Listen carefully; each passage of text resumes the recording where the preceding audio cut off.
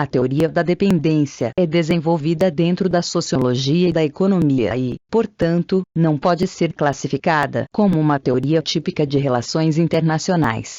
Entretanto, essa teoria apresenta uma visão terceiro-mundista para a compreensão da dinâmica internacional. A maior parte das teorias de relações internacionais é composta por teorias amplamente desenvolvidas nos Estados Unidos, porém a teoria da dependência se enquadrará na categoria de miradas fora do eixo, ou miradas do sul. Vertentes da teoria da dependência. Classificação da politóloga Maria Bichir. Enquanto à classificação das vertentes, existe uma heterogeneidade intelectual marcada, porém aqui será ressaltada em duas dimensões: teórico-metodológica e política. Salientam-se aqui apenas as diferenças existentes entre a perspectiva de Fernando Henrique Cardoso e Enzo Faleto e as concepções de Rui Mauro Marini, Teotônio dos Santos e Vânia Gambirra, tendo em vista que tal debate foi ofuscado no Brasil em virtude dos obstáculos à penetração da vertente marxista da dependência em território brasileiro. Fernando Henrique Cardoso e Enzo Faleto compartilham um ecletismo metodológico e caracterizam a integração entre as economias latino-americanas e o mercado internacional, na década de 1960, como interdependente. Os autores fazem referência a três tradições distintas do pensamento social: weberiana, marxista e estruturalista, a ciência social compreensiva. Explicitam, ademais, por meio da opção pelo método histórico-estrutural, sua aproximação com o estruturalismo cepalino. Sugerem a possibilidade de se consolidar uma relação de interdependência entre os países latino-americanos capitalisticamente mais avançados e o mercado internacional, na qual haveria lugar para um desenvolvimento capitalista associado das economias latino-americanas. A categoria interdependência, introduzida como possibilidade de dinamizar as nações industrializadas e dependentes da América Latina, somada à assertiva dos autores sobre a solidarização dos investimentos industriais estrangeiros com a expansão econômica do mercado interno nos países latino-americanos. 2. Rui Mauro Marini, Teotônio dos Santos e Vânia Gambirra, por sua vez, filiam-se ao marxismo ao adotarem o materialismo histórico dialético como referencial teórico-metodológico em suas interpretações acerca da realidade concreta latino-americana, e evidenciam, em suas obras, posturas anti-imperialistas e anticapitalistas, visto que consideram que a superação da dependência latino-americana apenas poderia se dar por meio de uma revolução socialista. Frente ao contexto de novo ordenamento internacional e de reestruturação da divisão internacional do trabalho, em que ganha dimensão o fenômeno de internacionalização do capital, tais autores analisam os impactos dessas transformações na realidade concreta latino-americana e chamam atenção para a mudança. Antecedentes históricos: o surgimento das teorias do desenvolvimento.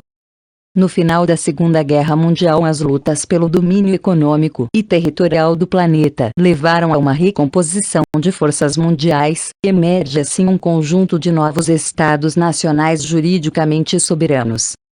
A América Latina, apesar de ser uma zona de estados independentes desde o século XIX, sente-se identificada com as aspirações de independência política e, sobretudo, econômica dos antigos povos coloniais.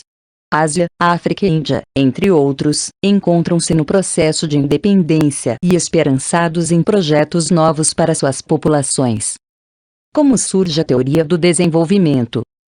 A ideia de progresso estava atrelada à explicação do surgimento da civilização ocidental na época da Revolução Industrial, como um processo gerador de modernidade, que deveria ser encarada como um estágio social que todos os povos deveriam atingir, pois correspondia ao desenvolvimento da sociedade democrática.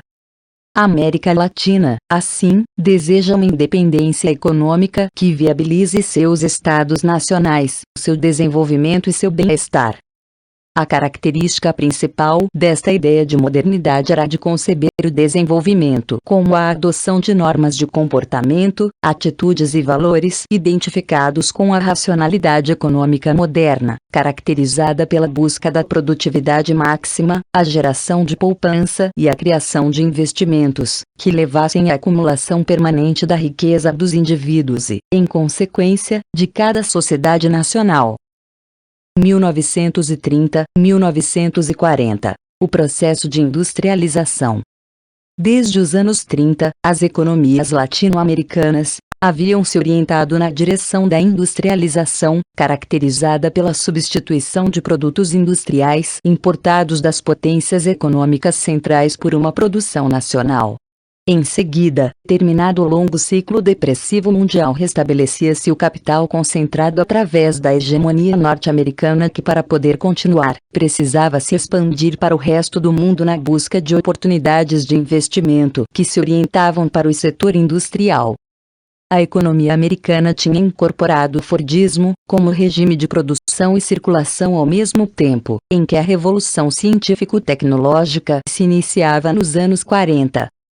A oportunidade de um novo ciclo expansivo da economia mundial exigia a extensão destas características econômicas ao nível planetário.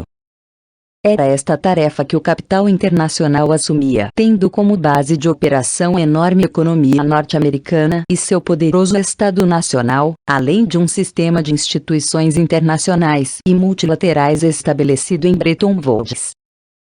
Se a teoria do desenvolvimento e do subdesenvolvimento eram o resultado da superação do domínio colonial e do aparecimento de burguesias locais desejosas de encontrar o seu caminho de participação na expansão do capitalismo mundial, a teoria da dependência representou um esforço crítico para compreender as limitações de um desenvolvimento iniciado num período histórico em que a economia mundial estava já constituída sob a hegemonia de enormes grupos econômicos e forças imperialistas, mesmo quando uma parte delas entrava em crise e abria oportunidade para o processo de descolonização. A noção do subdesenvolvimento é entendida como uma ausência de desenvolvimento. O atraso dos países subdesenvolvidos era explicado pelos obstáculos que neles existiam ao seu pleno desenvolvimento ou modernização. Mesmo países que apresentavam taxas de crescimento econômico bastante elevadas, tais como os latino-americanos, seu crescimento econômico parecia destinado a acumular miséria, analfabetismo e uma distribuição de renda desastrosa. Era necessário buscar novos rumos teóricos. Isto não estava funcionando. Modelo de Rostov. As construções teóricas não são construções neutras. Na década de 50, a teoria do desenvolvimento alcançou seu momento mais radical e, ao mesmo tempo, mais divulgado através da obra de W. W. Rostov, 1961. Ele definiu todas as sociedades pré-capitalistas como tradicionais. Seu livro se chamava Um Manifesto Anticomunista e não ocultava seu objetivo ideológico. Tratava-se de demonstrar que o início do desenvolvimento não dependia de um Estado revolucionário, como ocorrerá na União Soviética, e sim de um conjunto de medidas econômicas tomadas por qualquer Estado nacional que assumisse uma ideologia desenvolvimentista. Num livro posterior menos divulgado, Rostov defendeu a necessidade de que este Estado desenvolvimentista fosse um Estado forte e seus trabalhos como consultor da CIA foram uma das principais referências das políticas de golpes de Estado modernizadores praticados nas décadas de 60 e 70, a partir do golpe brasileiro de 1964. CEPAL. Deterioração dos termos de intercâmbio. Raul Prebisch, Programa de Substituição de Importações. Em 1950, na Comissão Econômica para a América Latina, CEPAL, Prebisch identificou que o padrão de comércio internacional entre os países em desenvolvimento, que se especializavam na produção, principalmente, de commodities agrícolas, e os países desenvolvidos, exportadores de produtos industrializados, aprofundava as diferenças econômicas entre esses países. Deterioração dos termos de intercâmbio. Afinal, quantas toneladas de batata seriam necessárias para comprar um computador?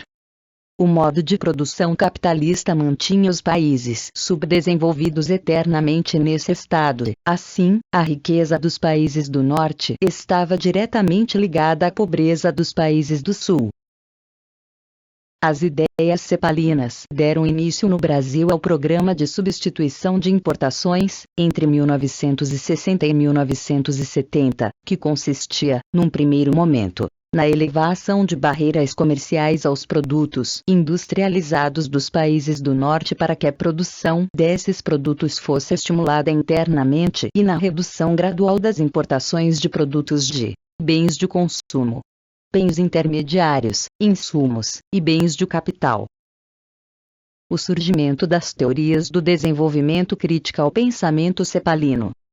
Duas vertentes assumiram uma posição crítica em relação ao pensamento cepalino, na medida em que ressaltavam que a industrialização nos países latino-americanos não havia se consolidado como matriz de um desenvolvimento econômico nacional autônomo, e, mais ainda, ela teria aprofundado os laços de dependência da região em relação ao centro desenvolvido.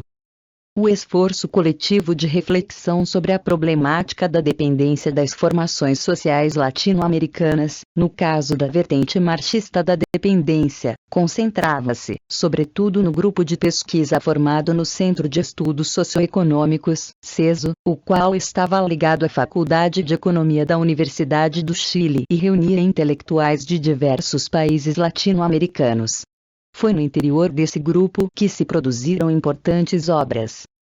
Paralelamente, pesquisadores tanto do Instituto Latino-Americano de Planejamento Econômico e Social, IUPS, quanto da CEPAL, formularam estudos sobre a problemática da dependência, ensejando um ambiente de vigorosos debates no país. Correntes teóricas. Tendo sido formulada em meio às discussões sobre o fracasso do projeto desenvolvimentista latino-americano e em um momento de questionamento da ordem social econômica capitalista, sobretudo pelo movimento revolucionário cubano, de 1959, a teoria da dependência trazia em seu bojo, de acordo com Enzo Faleto, 1998, p. 110, duas grandes questões. O debate sobre as motivações do atraso latino-americano, ele seria resultado das condicionantes internas ou externas. E a discussão sobre qual o melhor meio para atingir o desenvolvimento. Através de modelos já existentes ou de um modelo próprio. Teorias da dependência. Gênese na América Latina, pontos em comum.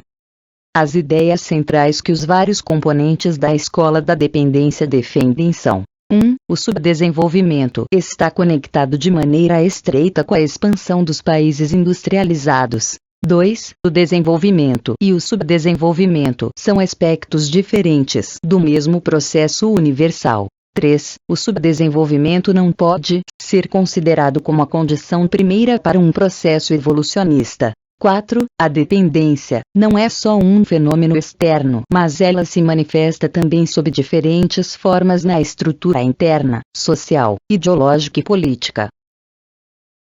Teorias da dependência. Resumo. Mirada desde as relações internacionais. O Estado constitui um ator importante, central, mas não o único nas relações internacionais. Outros atores são considerados importantes, como OIS, OINS, sindicatos etc. Há um pessimismo quanto à possibilidade de uma harmonia internacional em face da cooperação assimétrica estabelecida entre os países ricos e pobres e um processo de legitimação do status quo, em que o ator ganhador é sempre o país independente e rico. Multiplicidade de dependências econômica, social, política. Economicamente, trocas comerciais desiguais caracterizadas pela divisão internacional do trabalho geram uma relação de dependência entre as economias centrais e periféricas. Politicamente, corresponde à ordem oligárquica nos países subdesenvolvidos. A dominação política no campo internacional dos países desenvolvidos. Social e culturalmente, refere-se à massificação cultural refletida pelas culturas dos países desenvolvidos impostas sobre os países subdesenvolvidos. Sarfati, 2005.